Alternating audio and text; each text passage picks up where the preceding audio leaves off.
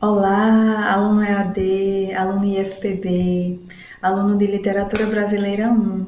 Estamos aqui muito felizes no nosso segundo vídeo, né, após a retomada das semanas anteriores. Estamos agora na semana 6, em que a gente vai adentrar um pouquinho mais no estudo do Barroco.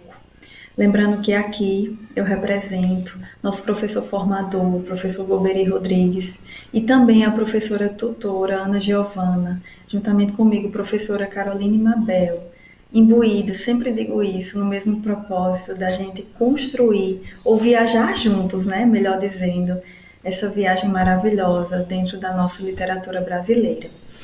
Pessoal, no finalzinho do vídeo anterior, se você não viu, eu indico que você veja. A gente fez uma retomada um pouquinho rápida, mas acredito que ficou clara, em relação ao marco do Barroco brasileiro, que é o poema épico Prosopopeia, de Bento Teixeira. Nós vimos uma certa aproximação entre os Lusíadas, o poema épico famosíssimo de Luís de Camões, em que esses textos se aproximam e também em que se diferenciam. Isso o aluno deve saber. O aluno também percebeu que a crítica literária parece não vir sendo justa com o texto, com o poema de Bento Teixeira, colocando como poema menor, de certa maneira menosprezando o valor literário do escrito do autor. E nós vimos que, se olhado na perspectiva correta, na perspectiva dos escritos coloniais, aquele texto, aquele poema épico tem sim o seu valor, e você já sabe qual é. Você já sabe apontar o valor. Hoje, na nossa sexta semana, nós avançamos no estudo do Barroco, aprofundamos esse estudo. E para começar a entender Barroco, que é a nossa primeira escola literária propriamente dita, é assim que é colocada, né? Principalmente dentro da abordagem tradicional. O aluno IFPB sabe por quê. Por que mesmo? Você pode retomar comigo, você pode pensar aí em colocar isso para você mesmo. Porque o quinhentismo é considerado aquele período de uma literatura muito mais informativa, com algumas esparsas manifestações literárias. Então, eu até coloquei aqui no meu esquema, essas esparsas manifestações literárias, elas passam por dois aspectos. De um lado, pelo registro da nossa terra, pelo olhar do colonizador. É interessante ter essa informação bem guardada, principalmente pelo olhar do português, mas nós vimos também as crônicas de outros autores europeus. E também pelo viés do processo de catequização dos nativos, que ficou a cargo dos jesuítas. Então, a visão passada é a visão dos jesuítas. Você já sabe disso.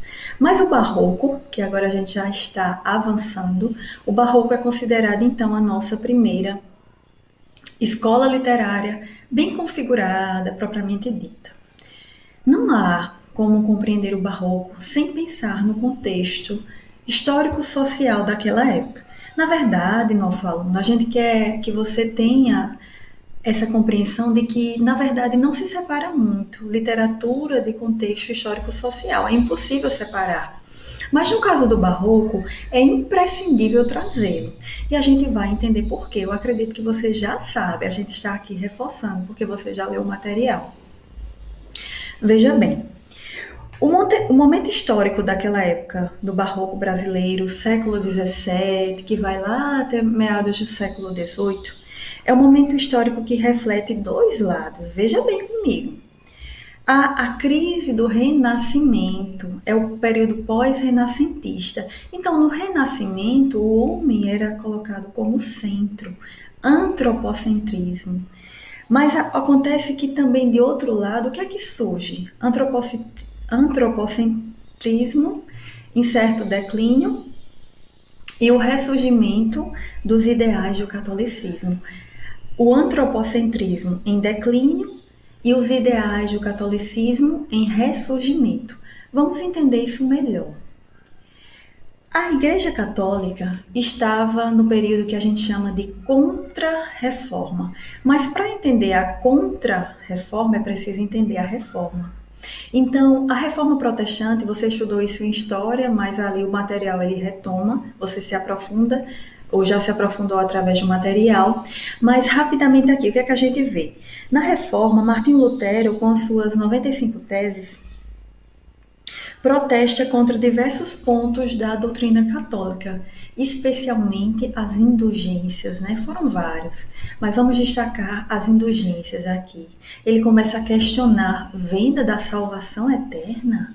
Venda do perdão dos pecados? Confrontou com a palavra, com a Bíblia e disse: não, não é assim que deve ser. E começou a confrontar vários dogmas da Igreja Católica. O que aconteceu? O que é que você imagina que aconteceu?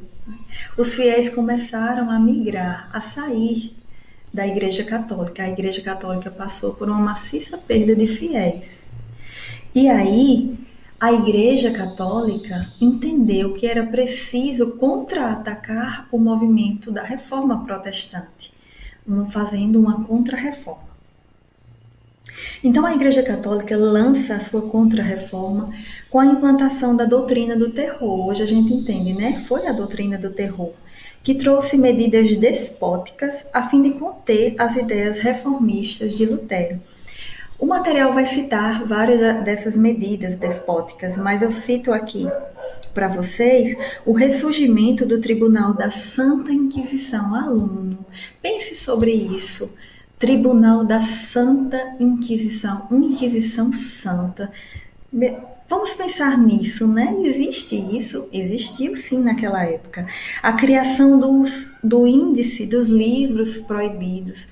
Existia um índice de livros proibidos, e aí eu quero que você reflita comigo, por que será que esses livros eram proibidos?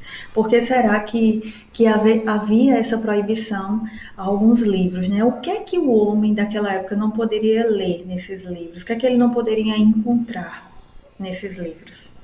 Então vejam bem, o homem da época, o homem barroco, se divide entre as coisas celestiais e o desejo de permanência na euforia antropocêntrica trazida pelo Renascimento.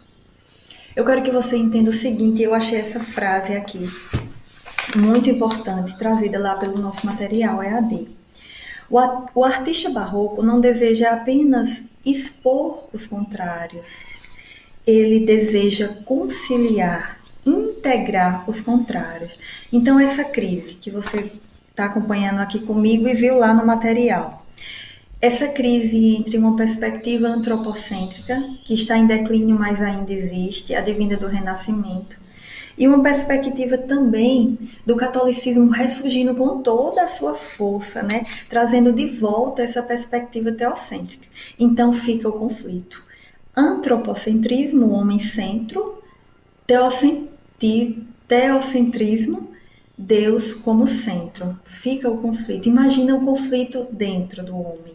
E a ideia do barroco vai ser justamente conciliar essas ideias opostas. Olha que difícil. Se a gente pensar numa coisa mais usual, mais prática, mais cotidiana, quando a gente vê até mesmo na sala de aula, alunos ou posições bem opostas de alunos ali, tentar o professor ali conciliar. Ou se pensarmos em uma metáfora simples, por exemplo, se pensarmos em água e fogo. Agora imagine conciliar água e fogo. E aí traga para a questão maior e pense na conciliação entre antropocentrismo e teocentrismo. Pense aí, no conflito do homem barroco. Então, os escritos barrocos vão passar por esse viés.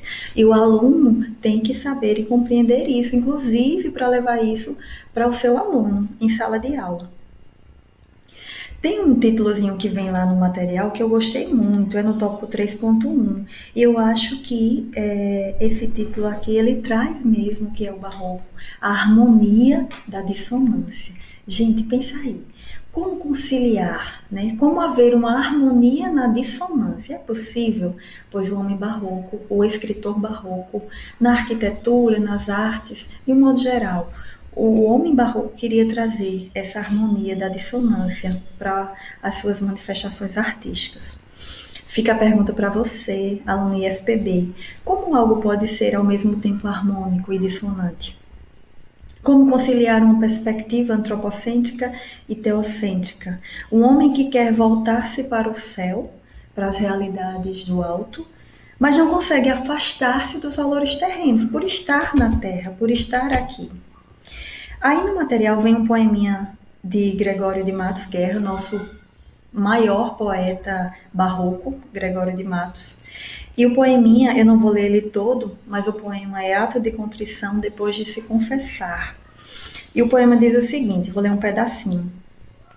Bem, não vos amo, confesso. Várias juras cometi, missa inteira nunca ouvi, a meus pais não obedeço. Matar alguns apeteço, luxurioso pequei, bens do próximo furtei, falsos levantei as claras, desejei mulheres raras, coisas de ontem cobicei. Para lavar culpas tantas e ofensas, Senhor, tão feias, são fortes de graças cheias essas chagas sacrossantas. Sobre mim venham as santas correntes do vosso lado. Então vejam aqui, eu acho que esse poema é emblemático. Leia o poema completo, leia com profundidade, leia procurando compreender as visões opostas postas aí, a ideia do céu, né? E ao mesmo tempo o medo do pecado, né? Da condenação pelo pecado, né? A busca de ser lavado, né? De ser salvo por Deus, mas ao mesmo tempo confessando a sua carnalidade. Leia e procure ver essas ideias, né, essa harmonia dissonante aqui dentro desse poema. É um exercício para você. Vamos avançar um pouquinho e eu queria apenas tocar num ponto de que ali o material vai trazer a questão de várias artes. Como é que as diversas artes trazem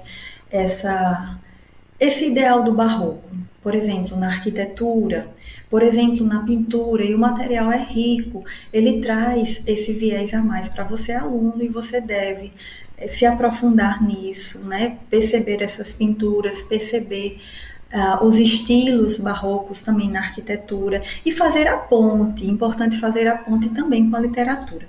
Aqui eu vou me deter à literatura, até para que o vídeo não fique cansativo e enfadonho.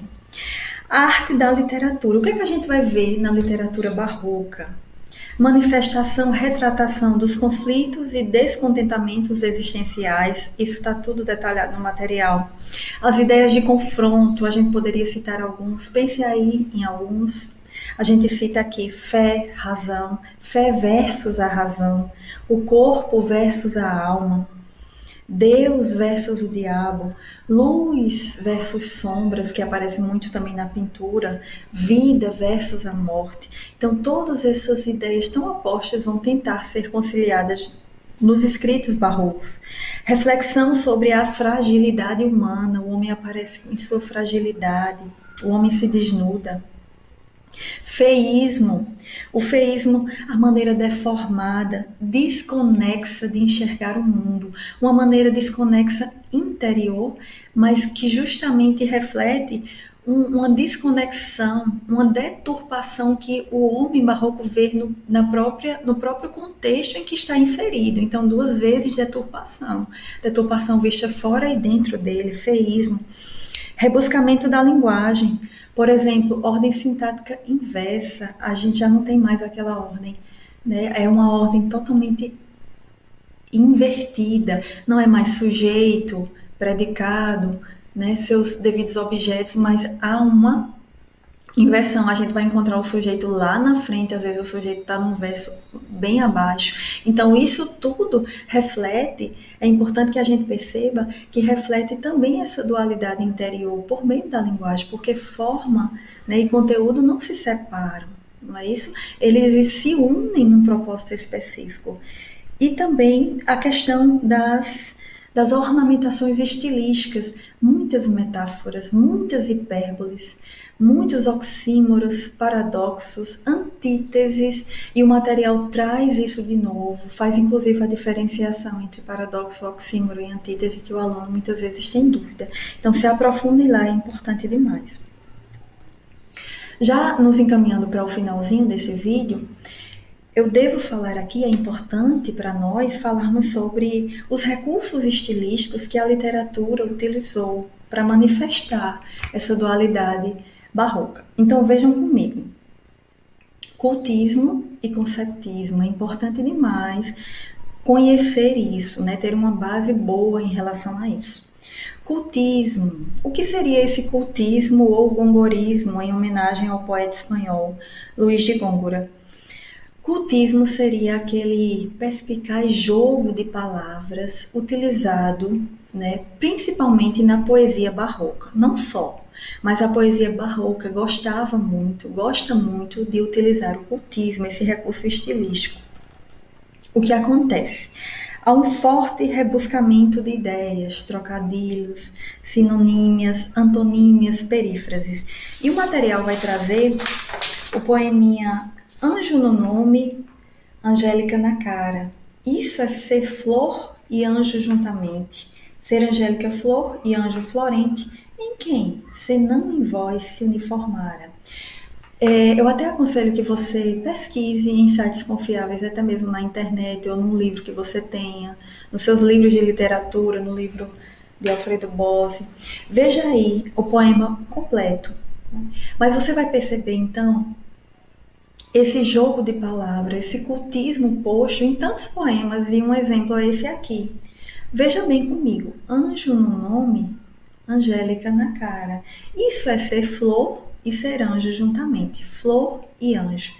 Quando você ler o poema todo, você vai ver que o poema todo é construído em cima desse jogo aí de palavras entre anjo e flor.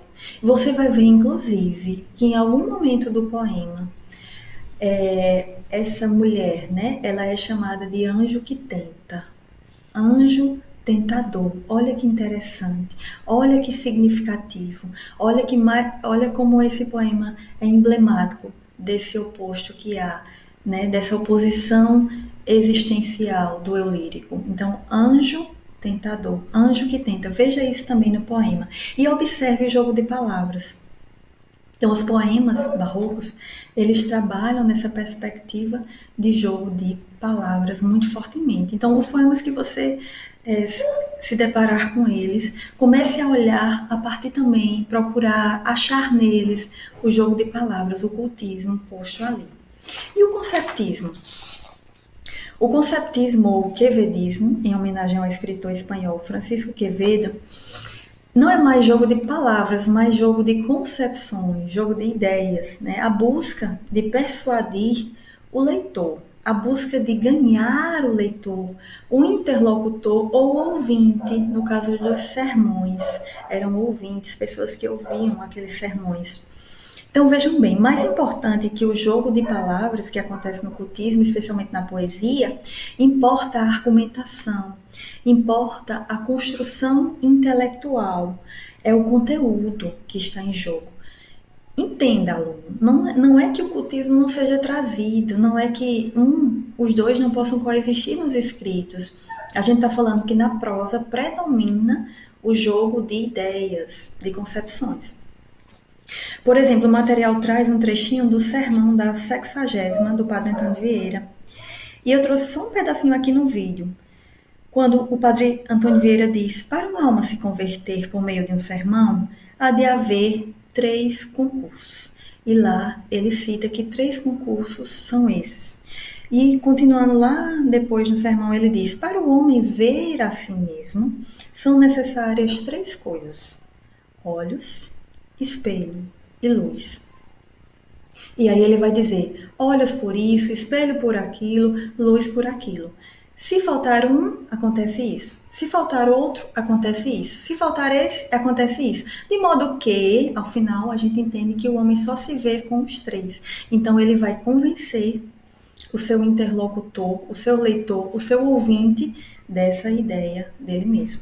Então, o conceptismo é muito forte dentro da prosa barroca. Para terminar, eu queria que você pensasse comigo. Embora o barroco e os escritos barrocos datem lá do século XVII até meados do século XVIII, vamos pensar em nós hoje, século XXI. E eu coloquei aqui como pergunta, o material também colocou. Nossa formação cristã ocidental traria também em nós a coexistência dessa dualidade, desta dissonância barroca dentro de nós? Não haveria dentro de nós isso também, talvez em alguns mais do que em outros? Esse desejo do céu, mas também a consciência da terra e o desejo de aproveitá-la também? Pense nisso. Eu acho que esse é um viés muito interessante para a gente levar para o nosso aluno o material, o assunto barroco literário brasileiro, né? Um grande viés para a gente chegar nele, porque a linguagem em si dos escritos é uma linguagem densa, é uma linguagem mais difícil para nós, porque é uma linguagem do século ainda, né? Do século XVI lá atrás, do século XVII, melhor dizendo, mas é uma linguagem boa, né? Assim, um viés bom da gente adentrar. Eu acredito que é a partir desse aí. Então, veja bem, gente, nós não somos artistas, nós não somos estrelas, nós somos professores de literatura. O que a gente está tentando fazer aqui é viajar com você, né, nessa viagem maravilhosa da nossa literatura. Importante fazer essa base forte, porque essas bases fortes, né, essas bases bem construídas vão nos ajudar muito na construção, né, de nossos planos de aula e na execução dessas matérias dentro da nossa sala de aula. Espero que o vídeo tenha ajudado. Professor Goberi, professora Ana Giovana e eu estamos esperando o contato de vocês lá na plataforma, esperando que interajam nos nossos fóruns de discussões e dúvidas, que se instiguem, né, na construção das atividades e assim por diante. Então, gente, até o próximo vídeo. Tchau!